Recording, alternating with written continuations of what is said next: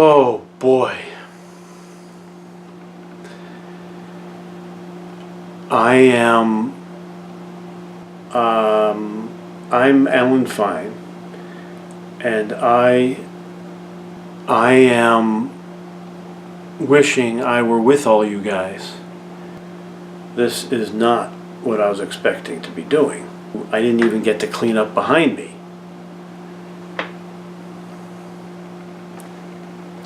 In the early 90s, I was hired as an assistant to Carmen Culver. She's the woman who adapted the Thornbirds from the book to a successful miniseries. She was at Universal Studios sharing a suite with two other producers. She was at one far end, and the other far end was William Link, who produced the successful Columbo series. But between these two offices was a guy who, while not thin, was very much like the character from Lord of the Rings, Gollum. It was the most remarkable thing to talk to this creature, Mr. John Hill.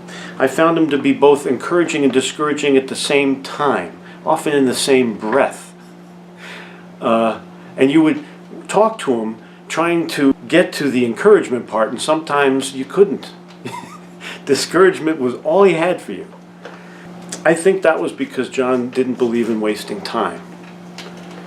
He felt that if you say you're a writer, then you got to write. And you don't just talk about it. You learn your craft. If you want to direct a movie, find a script or write one, if necessary, and you go out and you shoot. And that's something he did himself. Eventually, I learned that he never really wanted to discourage you as much as he wanted to speed you along on the process to becoming a professional. And John was a professional. Griffin and Phoenix, Little Nikita, Heart Beeps, and my favorite, Quigley Down Under. And most people don't know that he's uncredited as a writer on Close Encounters of the Third Kind. He was also a producer and wrote multiple episodes of Quantum Leap and won an Emmy for L.A. Law. From the moment I met him, John was my mentor. I didn't ask him. He just moved right in there. Somewhere in storage, I have full textbooks of his teaching. You know, he loved cartoons and drawings, and I remember one where there were hammers and nails and saws, how to do scene construction. He taught me everything from the minutiae of scene construction all the way to the big picture hard lessons. One hard lesson was that I always thought if John was successful and we were buds, and we were very close, that I'd get a writing assignment from him. And I'll never forget, he finally got onto a series. He was the producer, and they needed like 30 episodes of so it was a kids show. It was for Hulk Hogan. And he told me, guess what, I got the gig, it's happening, and you're not writing any. And I was like, what? He goes, that's another lesson I want you to learn. You see, everybody busts their ass to finally get their break, and when they get their break, they're not going to give you a break. You got to get your own break. This is my break. I'm going to write all of them, he told me. And he said, and I'm your best friend. Imagine what your enemies are going to do. Another hard lesson was one at his expense, actually. He was writing a script that was pretty funny and pretty action-packed. It was called Rich Kid. And it was in direct conflict with the premise of a big John Hughes movie, I believe at Warner Brothers, called Richie Rich, from the comic book.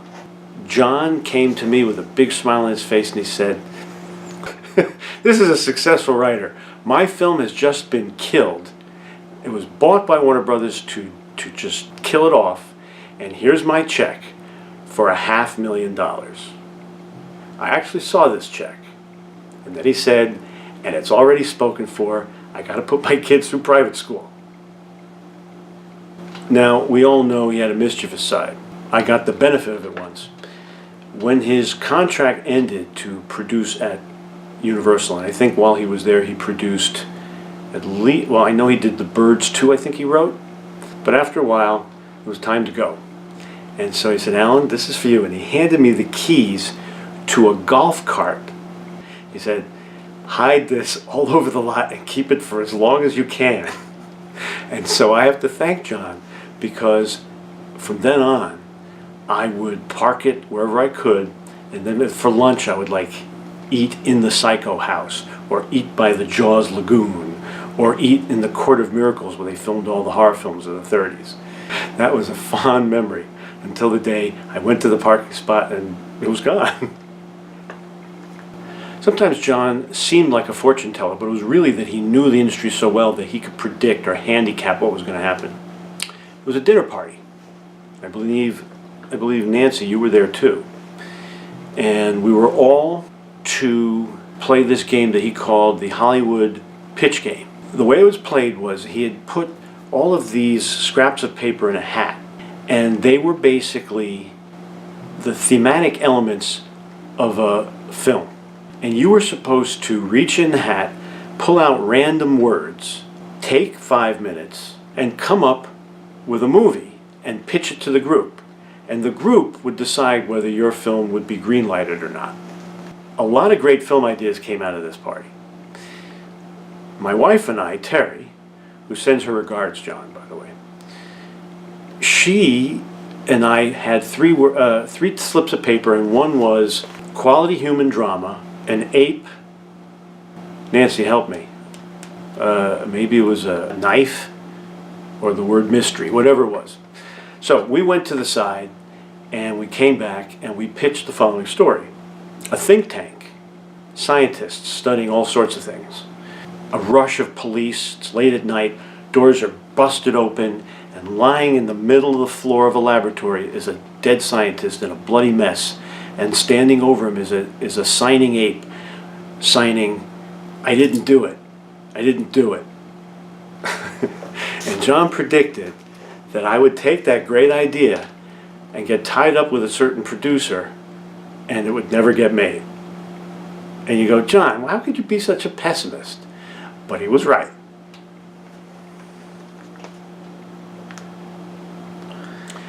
I have to interrupt my telling of the story because I left out the topper of the evening, and Terry just reminded me. We tried to stump John. We came up with the hardest items you could make a movie from.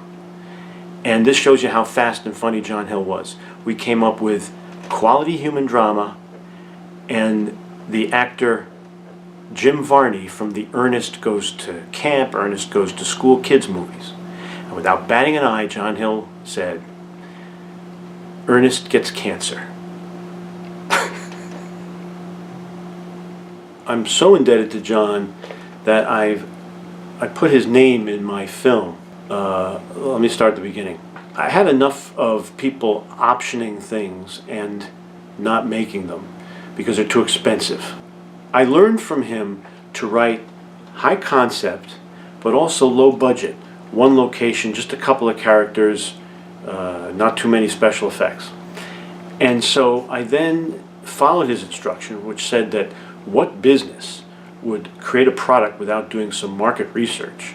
Shouldn't writers do the same thing? And I did. I knew from his tutelage that if you're going to break in, horror films have international appeal while comedies are cultural and may not. So if you really want to break in and break in a big way, do a horror film, something thrilling. And so I worked and worked and worked until I finally came up with a premise. I wrote the screenplay, made the short film to prove its concept, and am now in development with a production company, and we're hoping to raise $3 million. And you can imagine how much I wanted to share this with John. So this is the part that grieves me the most. I will always hear his voice in my head. I always wonder what I should do next and what would John tell me, and then I could call him, and now I gotta have a seance to do that. But I got to tell John about the process up to the point where I was in film festivals and I was winning awards for the short film.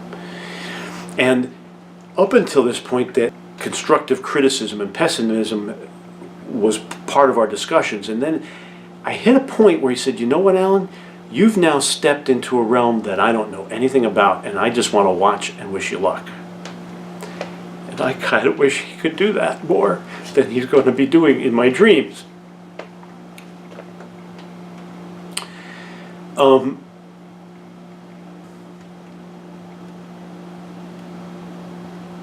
I'll miss John. But I would prefer to just think he's in Las Vegas with Nancy. And we'll leave it at that.